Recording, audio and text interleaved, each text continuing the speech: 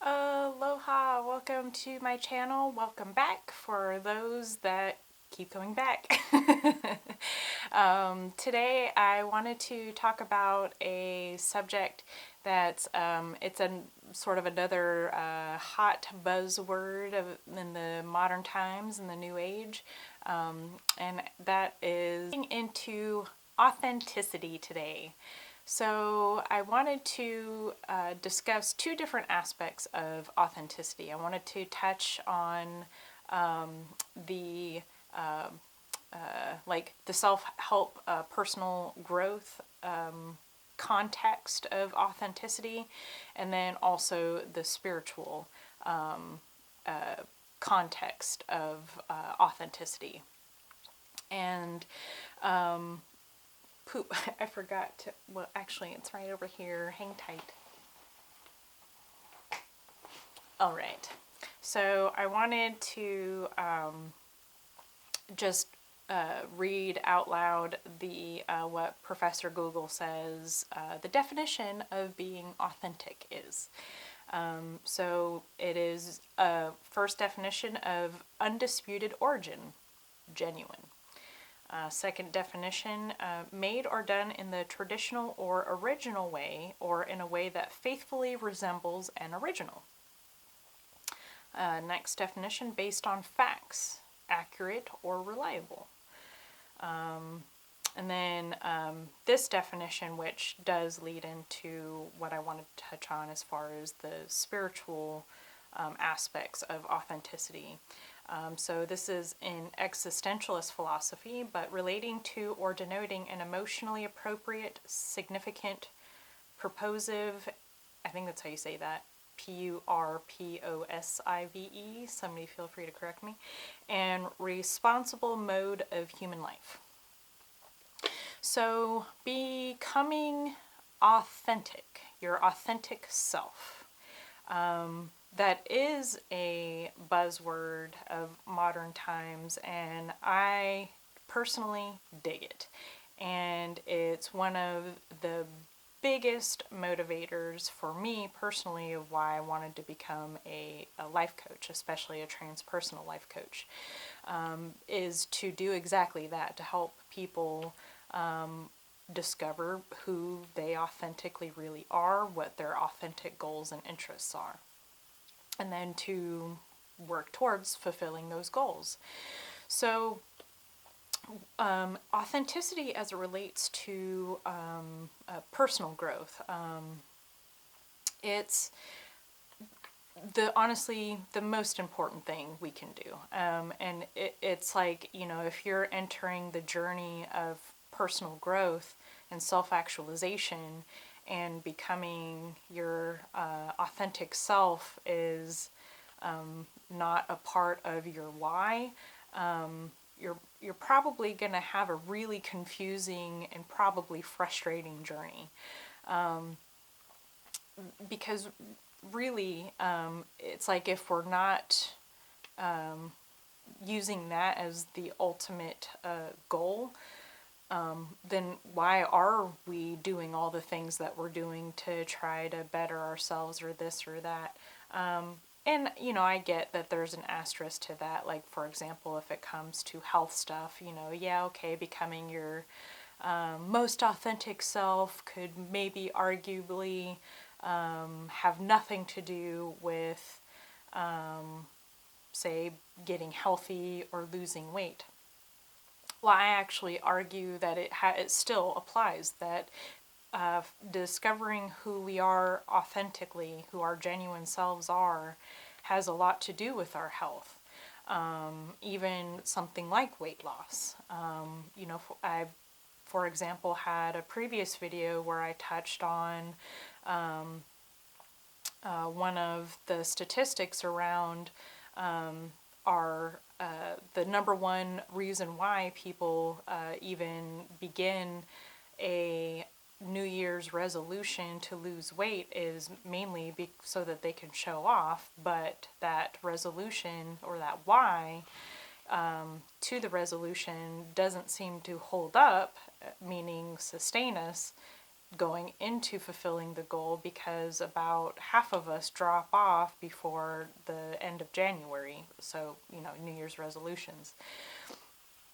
And so, authenticity in that example does matter, because, with the wanting to show off being the main reason why, and it's like, well, no wonder why that wasn't enough fuel to keep your motivational momentum going, because that has nothing to do with a deeper, more motivational reason for wanting to go through the struggles of the weight loss journey. But if you have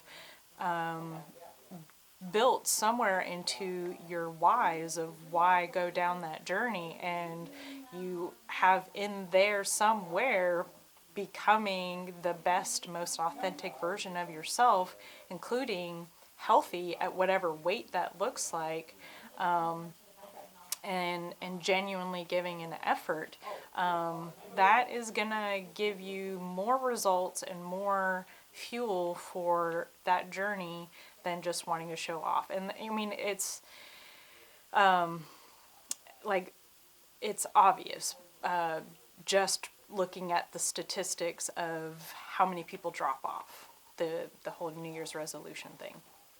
So yes, authenticity applies there too. But authenticity, ultimately, like the definition just simply says, it is about becoming the original you.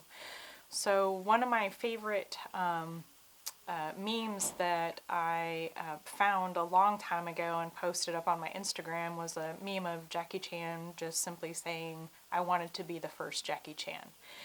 And it was just that, ooh, yeah, because I like, as if I'm Jackie Chan, maybe in my fantasies, I want to be as good and skilled as Jackie Chan. That would be pretty badass.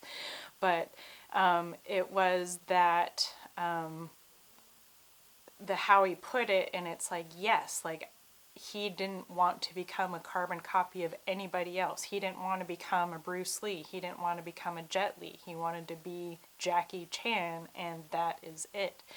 And, we can, and it is helpful, it's incredibly helpful to use other people as sources of inspiration, especially if we're feeling stuck. And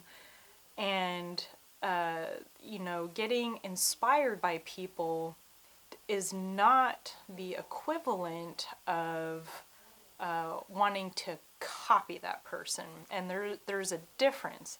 And so it's like, if I am on the path to becoming the authentic version of myself, the original, genuine version of Sarah Thieme, of who I think I am, and I don't know where to start that introspection or that journey, looking outside of myself can absolutely be helpful. But where we can get lost, and get lost easily, is in, oh, I'm inspired, say, by this person over here, and so maybe as I'm beginning my journey of becoming what I think is something that it is authentic to me, I start also copying all the things that this person over here is doing that inspired me, which still, that can be fine. But as I continue going down the path and through my journey, and maybe I start discovering some subtle differences of, ooh, actually, even though I started off going this way, coming to find out that maybe I don't like this as much as I thought I would. So I take in that information and digest it, assimilate it, and then I maybe start making some modifications to my course, because now I have a little bit more information of what is actually fueling me, feeding me, keeping me excited, keeping me engaged, keeping me motivated. And okay, so I started off by being inspired by somebody, and I started maybe copying some of the things that they were doing just to kind of move, just to get moving in a direction, because I didn't know. I had a big old question mark. So now as I go, it's like, okay, so I'm seeing these differences and these differences. So now I'm starting to get a better sense of what is actually me and mine and what isn't. I'm like, okay, so this was theirs. They like all this stuff, but I'm seeing that I don't like it. It doesn't mesh with me. It doesn't resonate with me. So I start fine tuning it. I'm like, okay, I want some of this over here. This isn't, I don't like this shade of whatever, but I like all of these colors over here. So let me pull those over to me. And, ooh, I don't like this so much. So let's kind of cut that out. But, ooh, this over here, yeah, that really excites me. And so a lot of the times it's kind of a conundrum that discovering our authentic, genuine selves does actually require looking to other people, but it's not looking to other people for their approval either. It's just simply looking outward for inspiration. Some of us don't need that. Some of us know, and I mean, I think the percentages are, I'm kind of making it up, but I'm guessing the percentages are still somewhat in the minority. But there are some people that like just come into this lifetime already knowing when they're like toddlers, like, yep, I'm going to be a painter. I'm going to be a doctor. Camera, stop recording. But yeah, some people come into life knowing what the heck they're going to do and what they're going to be good at, and they already know this like way back when they're 4, 5, 6. Again, I'm making a guesstimate. I don't think that that's the majority. I don't think that's the average. I don't think that's the norm, at least for now. Maybe someday it can become the norm, God willing. That would be awesome. But you know, it's again a little bit of a conundrum that, or maybe conundrum's not the best word, but like a paradox that, yes, in order to discover our authentic selves, I find, for me at least, and a lot of the people that I not just work with, but a lot of people that I know, you know, we looked outside of ourselves to get that inspiration, and then don't focus on the carbon copying the source of inspiration. It's just a source to give you a sense of direction.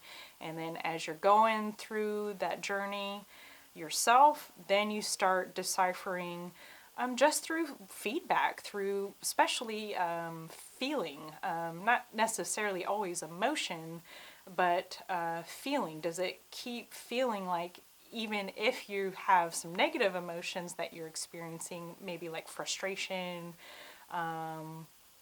frustration, I mean, that's like a big one in life, period. Where was I going with that? Frustration, negative emotions. So yes, even though you might be experiencing some negative emotions, that it's the feeling, the sense of, but this is fulfilling to me. This is exciting. This is doing something for me that I never thought it could. So I'm going to keep going at this, going down this path, down this road. There's something here for me. I know there is, but I'm still learning and figuring it out. It's all good stuff. It's all good stuff. Hopefully I explained that all right. But those are what I see as the personal growth, the self-help implications and context to authenticity, to becoming our more authentic selves. And so authenticity as it relates to our spirituality, I find to be an even more challenging thing. What was that? Thought I just heard somebody knocking on the building or window or something. But yes, authenticity for our spiritual dimension, I find to be even more challenging. Because when it comes to our spirituality, I think this is just the human norm again, that we tend to first experience our spirituality more through concepts. And it's not until we dissolve these concepts that we actually fall into our spiritual dimension. And so basically, in other words, what I'm saying is, in order to fully have a spiritual awakening, we have to let go of and move through all of the concepts that the mind has created, especially around what it means to be spiritual. So authenticity in our spiritual dimension will manifest in ways that you don't quite even imagine it manifesting yet. For example, for me, one of the hardest things I've had to get over and work through, especially in becoming more spiritually awakened, is this thing of becoming the more authentic version of me, especially in my spiritual dimension. And the hardest, or no, don't mean to say that, but one of the hardest lessons for me to move through is the concept of niceness. And I've learned that niceness is not the same as kindness. It is a spiritual principle to practice kindness, but not niceness. And it took me quite some time to really understand that and to get that and to see it and to feel it. But niceness, in my ego's opinion, is for the most part a very inauthentic way to be. I mean, even if let me look up the definition of nice and we'll see what Professor Google has to say about that. Actually, I'm going to put niceness. I don't know if that... Okay, well, the quality of being nice, pleasantness. Okay, so our synonyms: pleasantness, friendliness, agreeableness, charm, amiability. It's even saying kindness is a synonym for niceness, and I just I don't associate those two words. So the professor doesn't know what he's talking about or she's talking about. But the reason I am bringing up niceness in particular is because as somebody who's a conscientious natured person, I've, for the most part, have held myself back in so many ways because I was overly preoccupied with being nice. And for me, I knew I was being nice when I could basically bend myself and my opinions and my whatever to another person's opinion or talking points, even in just a lighthearted conversation, just to be agreeable, just to be nice. And it wasn't authentic, though, and so as I've gotten further into my spiritual journey, I've come to appreciate the power of authenticity in all aspects. And so even if being authentic in a moment looks like I'm not being nice, I'm not being agreeable, it's for a reason. And it's because if I were to just play that role, play that nice little girl, be that agreeable person that's just gonna be here to make somebody else feel better, which doesn't help them in any way, shape, or form, especially help them to move deeper into either self actualization or spiritualization, and I'm just playing the nice, agreeable role, that doesn't help them and it does not help me. And so it's hard being authentic in our spiritual dimension because a lot of the times our kindness might not show up in the prettiest package. And sometimes being kind to somebody means saying no, means not being agreeable, means telling that person something that they're not going to probably take in very easily or well at that. And it might even mean that a sort of loss of that relationship. But I've learned that being authentic and speaking your truth is the most important job that we have.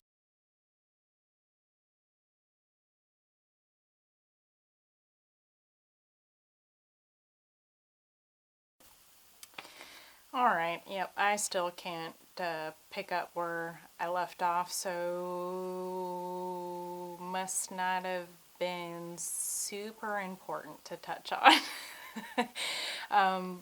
So hopefully I can kind of bring this all back around and put it all together. So essentially, I think what I was trying to get back to was just my experience with authenticity and what I've come to learn about.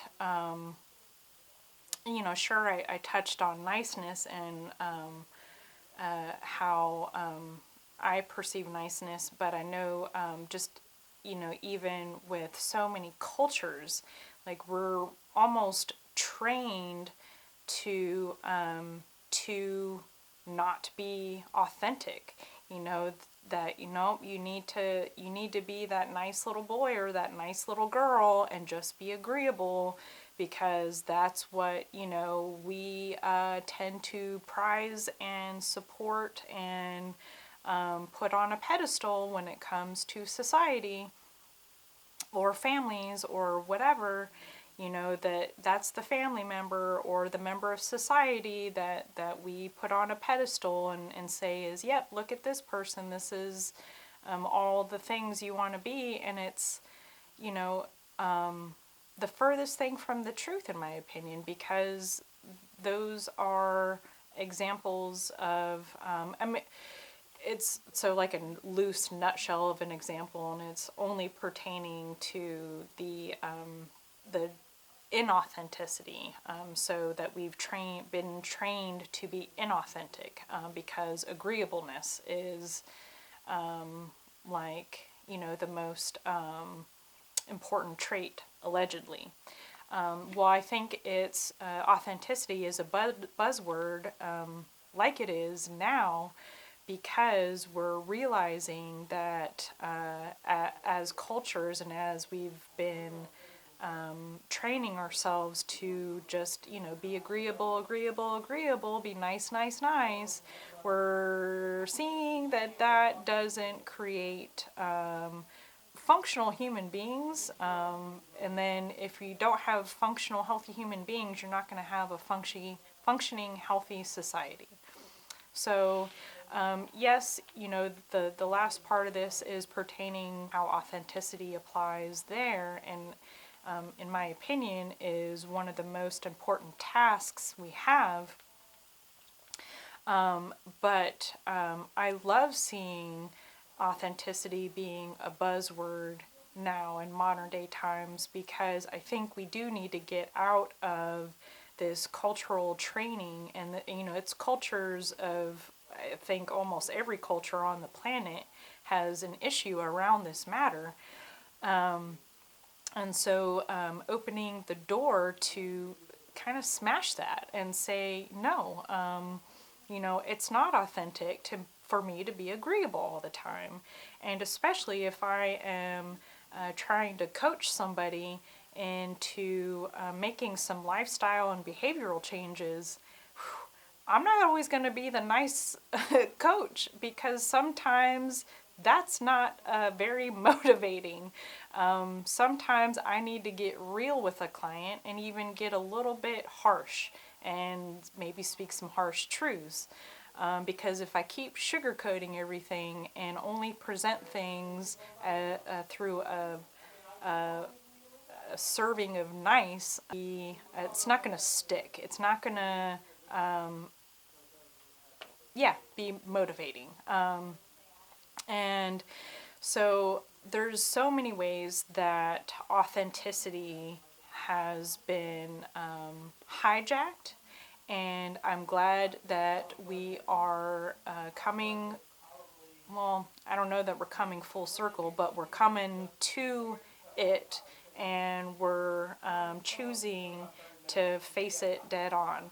And so with that, I also invite people that are on the journey to becoming their authentic selves. Again, that you please, if you're feeling stuck, use external sources as inspiration, but fight the urge to want to carbon copy everything that your source of inspiration does. You have to, so, whatever it is that you're inspired by, how can you make that yours? And you become a vessel for expressing that in your own unique way. And then two, moving over to our spiritual dimension, requires meditation, and it requires looking at yourself from, so using a Buddhist term, what the Buddhists call the beginner's mind, and getting back to this place of looking at yourself from a clean slate, from a fresh perspective.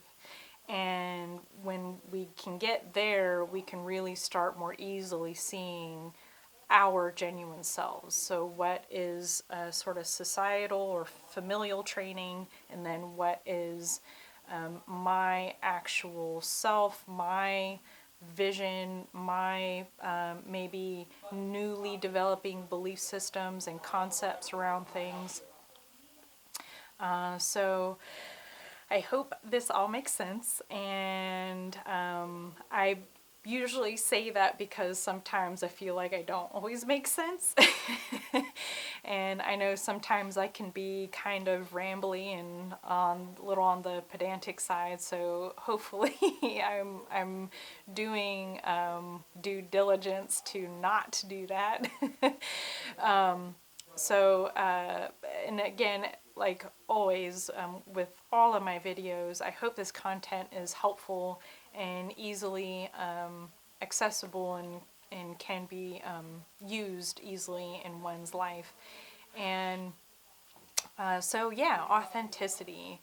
It's work. It's sometimes not always comfortable, especially on the spiritual dimension side of things, but it is well worth it. And whoops, just had a brief interruption, so I just went ahead and stopped my recording. Had a client swinging by to pick up something, so I kind of forget where I was at when I cut it off. I think essentially I was in the process of wrapping up the video anyways, so we'll just leave it at that. And yeah. So thanks so much for tuning in, watching the video. If you're somebody too that keeps viewing my videos and you're making it all the way through, thank you so much. I know sometimes I can get a little bit rambly. So I'm trying to, evolve as I go through this process of becoming a YouTuber. I guess that's a thing. Um, so we'll just leave it there. All right. Thanks again for stopping by, and we'll catch y'all next week. Aloha.